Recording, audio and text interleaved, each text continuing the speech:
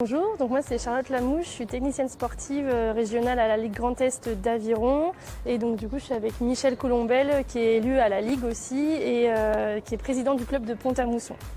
Donc voilà, moi je travaille pour la région et pour la discipline aviron, donc voilà, sur tout le territoire du Grand Est. Sur la Ligue on a 32 clubs d'aviron si je ne me trompe pas. Et donc voilà, qui sont répartis sur tout le territoire. Notre particularité, c'est que pratiquer l'aviron à l'entraînement en randonnée, c'est plutôt facile dans le sens où il y a des cours d'eau un petit peu partout sur le territoire. En revanche, pour l'aviron compétition, c'est un petit peu plus délicat. On a très peu de bassins de compétition vraiment normés avec un balisage et une distance en ligne droite suffisamment grande pour faire des compétitions. Donc c'est là un petit peu notre enjeu et surtout quand on va parler d'éco-responsabilité sur les transports qui sont un petit peu obligatoires pour notre discipline. Dernièrement, ce qu'on essaie vraiment d'améliorer, c'est tout ce qui va être covoiturage et mutualisation des moyens entre les clubs. Comme je le disais, le déplacement, c'est vraiment un point crucial pour notre discipline sur le territoire. Et donc du coup, on essaie de mettre en lien les clubs entre eux. Ils le font aussi de plus en plus naturellement par eux-mêmes et entre eux. Mais voilà, pour transporter les bateaux ou pour transporter les rameurs, on essaie de vraiment mutualiser ces déplacements et aussi quand on sort du territoire, parce que du coup on a aussi beaucoup de compétitions nationales pour aller chercher des bassins justement qui peuvent accueillir notre discipline. Donc ça c'est pour le territoire, pour les clubs et plus précisément au niveau de la Ligue.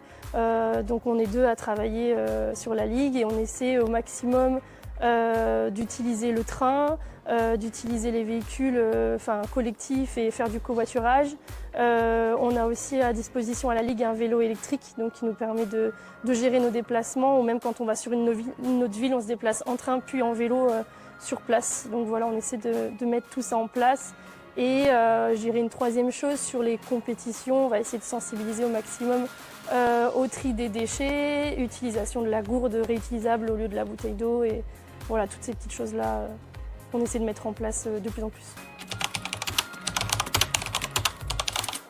Du coup, effectivement, là, on est déjà pas mal impliqués. Moi, je pourrais rajouter pour les clubs, donc on essaye de sensibiliser les jeunes donc, sur tout ce qui est tri au niveau des déchets. Les gobelets pour tout ce qui est les boissons, etc. Et après, optimiser les choses, ça va toujours être la même chose dans les déplacements, c'est-à-dire essayer de trouver des véhicules où on transporte un maximum de personnes. Donc ça peut être soit une location, soit voilà, une personne qui a un véhicule 9 places par exemple, on va privilégier. Voilà, ce sont des actions. Au niveau, nous, dans notre club, au niveau du suivi des jeunes qui s'entraînent, on essaye aussi de faire le suivi au maximum en vélo, parce qu'on a une possibilité le long du canal. Voilà, c'est des actions où on met le canot de sécurité à l'eau, mais on ne l'utilise pas tout le temps, il est à l'eau au cas où, quoi. Et si on peut, on fait le suivi en vélo.